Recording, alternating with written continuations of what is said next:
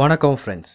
நம்ம இந்த வீடியோவில் என்ன பார்க்க போனால் இந்து சமய அறநிலைத்துறையிலேருந்து தமிழ் எழுத படிக்க தெரிஞ்சால் மட்டும் போதும் அப்படின்னு சொல்லி சூப்பரான அரசு வேலைவாய்ப்புக்கான ஒரு அறிவிப்பு வெளியிட்டிருக்காங்க. இது டெம்பரவரி பேஸ் கிடையாது, நிரந்தர அரசு வேலைவாய்ப்புக்கான அறிவிப்பு தான் இப்போ வெளியிட்டிருக்காங்க. இந்த வேலைவாய்ப்புக்கு 38 மாவட்டத்தை சேர்ந்த ஆண் பெண்கள் அப்படின்னு சொல்லி யாருனாலும் விண்ணப்பிக்கலாம். மேலும் இந்த வேலைவாய்ப்புக்கு அப்ளிகேஷன் ஃபீஸ் எதுவுமே கிடையாது. ஆண்களுக்கும் கிடையாது, பெண்களுக்கும் பார்த்தீங்கன்னா அப்ளிகேஷன் ஃபீஸ் எதுவுமே கிடையாது. ஜஸ்ட் அவங்க கொடுத்துருக்க அப்ளிகேஷன் ஃபார்மை ஃபில் பண்ணி உங்கள் டாக்குமெண்ட்லாம் அட்டாச் பண்ணி அவங்க குறிப்பிட்டிருக்க அட்ரஸ்க்கு சென்ட் பண்ணால் மட்டும் போதுமானது. ஜஸ்ட் உங்கள் டைரக்ட் இன்டர்வியூ மூலயமா கேண்டிடேட் பார்த்தீங்கன்னா செலக்ட் பண்ணிட்டு இருக்காங்க. அப்படி ஒரு அருமையான வேலைவாய்ப்பு இந்து சமய அறநிலையத்துறையிலேருந்து இப்போ வெளியாயிருக்கு. இந்த அறிவிப்பில் என்னென்ன கேட்டகரியில் எவ்வளோ வேகன்சி கொடுத்துருக்காங்க, அதுக்கு நம்ம எப்படி விண்ணப்பிக்கணும் அப்படின்னு சொல்லி ஃபுல் இன்ஃபர்மேஷனும் ஒன் பை ஒன்னாக டீட்டெயிலாக அந்த வீடியோவில் பார்க்கலாம்.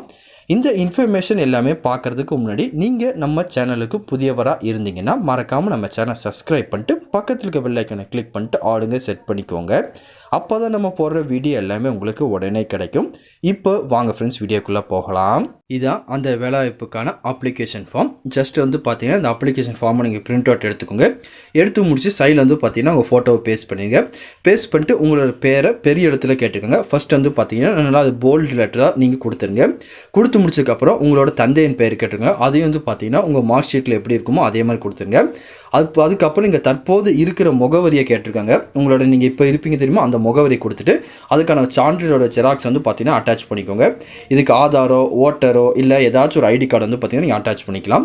அதுக்கப்புறம் உங்கள் நிலையான முகவரி என்னன்னு கேட்டிருக்காங்க. அதையும் பார்த்தீங்கன்னா டீட்டெயிலாக கொடுத்துருங்க. கொடுத்து முடிச்சுட்டு 5வது ஆப்ஷன் உங்கள் தொலைபேசி உங்கள் மொபைல் நம்பர் கேட்டிருக்காங்க. அதுக்கப்புறம் உங்கள் ஆதார் அட்டை எண் கேட்டிருக்காங்க. ப்ளஸ் அதோட ஜெராக்ஸும் அட்டாச் பண்ணிக்கோங்க. அதுக்கப்புறம் உங்கள் மதம், அதுக்கப்புறம் உங்கள் வகுப்பு கேட்டிருக்காங்க. அதோட ஜெராக்ஸும் பார்த்தீங்கன்னா அதில் நீங்கள் அட்டாச் பண்ணிடுங்க.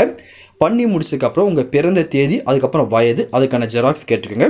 இதுக்கு பார்த்தீங்கன்னா உங்கள் 10th மார்க் ஷீட்டை நீங்கள் வைக்கலாம். அப்படிலாம் பார்த்தீங்கன்னா உங்கள் டிசியை வைக்கலாம். அப்படிலாம் உங்கள் பர்த் சர்டிஃபிகேட் இருந்துச்சு அதோட ஜெராக்ஸும் பார்த்தீங்கன்னா நீங்கள் இதில் அட்டாச் பண்ணிக்கலாம். அதுக்கப்புறம் பார்த்தீங்கன்னா கல்வி தகுதி கேட்டிருக்காங்க. இந்த குவாலிஃபிகேஷனுக்கு நீங்கள் மினிமம் தமிழ் எழுத படிக்க தெரிஞ்சால் மட்டும் போதுமானது. நீங்கள் பேசிக்காக 8ஆம் வகுப்பு இல்லை 10ஆம் வகுப்பு இல்லை 12ஆம் வகுப்பு என்ன கல்வி தகுதி முடிச்சிருக்கீங்களோ அதை பார்த்தீங்கன்னா இதில் நீங்கள் கொடுத்துக்கோங்க. அப்படி இல்லைன்னா தமிழ் எழுத படிக்க தெரியும் அப்படின்னு கூட நீங்கள் இதை கொடுத்துக்கலாம், ஒன்றும் பிரச்சனை கிடையாது. அதுக்கப்புறம் இதுக்கு முன்னாடி நீங்கள் எங்கேயாச்சும் வேலை பார்த்த முன் அனுபவம் இருந்துச்சுன்னா அதோட டீட்டெயில் கொடுங்க, இல்லைன்னா விட்டுடலாம், அவசியம் கிடையாது. அதுக்கப்புறம் பார்த்தீங்கன்னா நன்னடத்தை சான்று கேட்டுக்கோங்க. நன்னடத்தை சான்று பார்த்தீங்கன்னா நீங்கள் லாஸ்ட்டாக முடிச்ச ஸ்கூல்லையோ காலேஜ்லையோ அல்லது பார்த்தீங்கன்னா உங்கள் நியரஸ்ட்டாக இருக்க ஜிஹெச்சில் பார்த்தீங்கன்னா ஒரு நன்னடத்தை சான்று வாங்கி இதோட நீங்கள் அட்டாச் பண்ணிக்கோங்க. அதுக்கப்புறம் பார்த்தீங்கன்னா பின் தொடர்பான குறிப்புங்க தகவல் எதுவும் நீங்கள் இது போக பார்த்தீங்கன்னா எக்ஸ்ட்ரா உங்கள்கிட்ட டிரைவிங்கோ டைப்பிங்கோ இல்லை கம்ப்யூட்டர் ஸ்கில் ஏதாச்சும் இருந்துச்சுன்னா அதை நீங்கள் மென்ஷன் பண்ணிக்கோங்க, அப்படி இல்லைனா விட்டுடலாம்.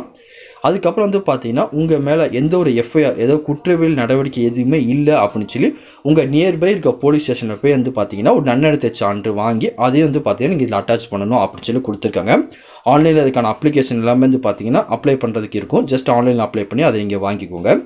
அதுக்கப்புறம் இது கொடுத்ததுக்கப்புறம் உங்களோட சைன் போட்டுங்க. சைன் போட்டு இந்த அப்ளிகேஷன் ஃபார்மோட பார்த்தீங்கன்னா இப்போ சொன்ன பார்த்தீங்கன்னா அந்த டாக்குமெண்ட் எல்லாமே நீங்கள் ஜெராக்ஸ் அட்டாச் பண்ணிக்கோங்க. ஒரிஜினல் அட்டாச் பண்ணிடுங்க, எல்லாமே ஜெராக்ஸ் காப்பி அட்டாச் பண்ணிக்கோங்க. பண்ணி முடிச்சதுக்கப்புறம் இவங்க சில நிபந்தனைகள்லாம் கொடுத்துருக்காங்க. இந்த நிபந்தனை இருந்தால் மட்டும்தான் இதுக்கு நீங்கள் அப்ளை பண்ண முடியும் அப்படின்னு சொல்லி. முதல்ல பார்த்தீங்கன்னா மினிமம் நீங்கள் 18 மேக்ஸிமம் 45 வயசுக்குள்ளே இருந்தால் விண்ணப்பிச்சுக்கலாம் அப்படின்னு கொடுத்துருக்காங்க. அதுக்கப்புறம் தமிழ் எழுத படிக்க உங்களுக்கு கண்டிப்பாக தெரிஞ்சுக்கணும். ப்ளஸ் பார்த்தீங்கன்னா இந்த கோவிலில் பண்ணுற பூஜை நைவேத்தியம் இதை பற்றி இந்த பேசிக் நாலேஜ் உங்கள்கிட்ட கண்டிப்பாக இருக்கணும் அப்படின்னு சொல்லி கொடுத்துருக்காங்க. அதுக்கப்புறம் பார்த்தீங்கன்னா இந்து மதத்தினை மட்டும் இதுக்கு அப்ளை பண்ண முடியும், பிற மதத்தினை அப்ளை பண்ணக்கூடாது அப்படின்னு சொல்லி மென்ஷன் பண்ணியிருக்காங்க. ப்ளஸ் பார்த்தீங்கன்னா நல்ல உடல் ஆரோக்கியமும் உங்களுக்கு இருக்கணும் அப்படின்னு சொல்லி கொடுத்துருக்காங்க. இது போக பார்த்தீங்கன்னா மீதி ஜென்ரலாக இன்ஸ்ட்ரக்ஷன் எல்லாமே கொடுத்துருக்காங்க, எல்லாமே நீங்கள் படித்து பார்த்துக்கோங்க. அதுக்கப்புறம் பார்த்தீங்கன்னா இந்த வேலைவாய்ப்புக்கு ஒரு அப்ளிகேஷன் ஃபார்மில் ஒரு போஸ்ட்டுக்கு மட்டும் தான் நீங்கள் அப்ளை பண்ணணும். 2-3 போஸ்ட்டுக்கு மென்ஷன் பண்ணிங்கன்னா உங்கள் அப்ளிகேஷன் ரிஜெக்ட் பண்ணிடுவாங்க. மொத்தம் பார்த்தீங்கன்னா 3 விதமான கேட்டகரியில் கொடுத்துருக்காங்க. நீங்கள் 3க்கு தனித்தனி அப்ளிகேஷன் ஃபார்மாக அனுப்பலாம். ஆனால் ஒரே ஃபார்மில் 3 அப்ளிகேஷன் ஃபார்ம் வச்சு நீங்கள் அனுப்பிடக்கூடாது. அதையும் பார்த்தீங்கன்னா கவனமாக நீங்கள் பார்த்து அனுப்பிக்கோங்க. நீங்கள் அனுப்ப வேண்டிய அட்ரஸ் பார்த்தீங்கன்னா சென்னையில் இருக்க அட்ரஸ் இதை கொடுத்துருக்காங்க. பார்த்தீங்கன்னா இந்த அட்ரஸை நீங்கள் அப்ளிகேஷன் ஃபார்மை அடுத்த மாதம் 2ஆம் தேதிக்குள்ளே அவங்களுக்கு கிடைக்கிற மாதிரி அனுப்பிக்கோங்க. நீங்கள் பார்த்தீங்கன்னா நார்மல் போஸ்ட்லேயும் அனுப்பலாம், ஸ்பீட் போஸ்ட்லேயும் அனுப்பலாம், இல்லை ரிஜிஸ்டர் போஸ்ட்லாம் அனுப்பலாம், எதுனாலும் நீங்கள் அனுப்பிக்கலாம். அப்படியே நேரில் கொண்டு போய் நீங்கள் கொடுத்துக்கலாம், ஒன்றும் பிரச்சனை கிடையாது. உங்களுக்கு எது ஈஸியாக இருக்குமோ அதுபடி நீங்கள் கொடுத்துக்கோங்க. இப்போ பார்த்தீங்கன்னா என்னென்ன கேட்டகரியில் வேகன்சி கொடுத்துருக்காங்க அப்படின்னு சொல்லி டீட்டெயிலாக பார்க்கலாம். இதுக்கு பார்த்தீங்கன்னா மொத்தம் 3 விதமான கேட்டகரியில் வேகன்சி கொடுத்துருக்காங்க. ஃபஸ்ட்டு ஓதுபவர், அதுக்கப்புறம் பரிசீலகர், அதுக்கப்புறம் சுயம்பாகி அப்படின்னு சொல்லி 3 விதமான கேட்டகரியில் வேகன்சி கொடுத்துருக்காங்க. இதுக்கு பேசிக் சேலரி வந்து பார்த்தீங்கன்னா ஓதுவருக்கு 11,600 பேசிக் சேலரி கிடைக்கும். மீதி 2 போஸ்ட்டுக்கு வந்து பார்த்தீங்கன்னா 13,200 பேசிக் சேலரி உங்களுக்கு கிடைக்கும். வேறு எதுவும் இதை பற்றி உங்களுக்கு டவுட் இருந்தாலும் கீழே கமெண்ட் செக்ஷனில் தெரிவிங்க. கண்டிப்பாக உங்களுக்கு நான் கிளியர் பண்ணி தரேன்.